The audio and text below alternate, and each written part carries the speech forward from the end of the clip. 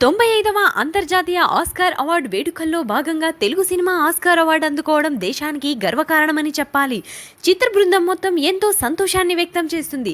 6 ఏళ్ల పసిపిల్లాడు నుంచి 60 ఏళ్ల వృద్ధుల వరకు అందరినీ నాటు పాట ఉర్రూతలూగించింది.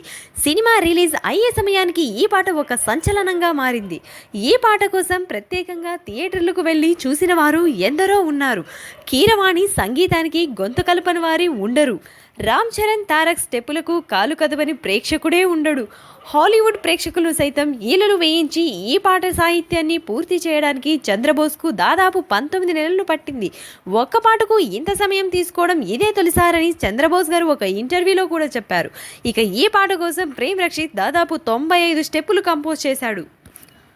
తారక్ చరణ్ భుజాలపై చెయ్యి వేసుకుని హోక్ స్టెప్పు ఎంతో ఏకంగా 30 వర్షన్లు రెడీ చేశారు. ఈ పాట కోసం రాజమౌళి 19 టేక్లు తీసుకున్నాడు. కానీ చివరకు ఈ ఒక రెండో టేక్ను మాత్రమే ఓకే చేశాడు. ఒక పాట కోసం RRR బృందం ఏకంగా యుద్ధమే చేసిందని చెప్పాలి. ఇంతగా కష్టపడ్డారు కాబట్టి ఇప్పుడు ఇంటర్నేషనల్ లెవెల్లో ప్రశంసలు అందుకుంటున్నారు.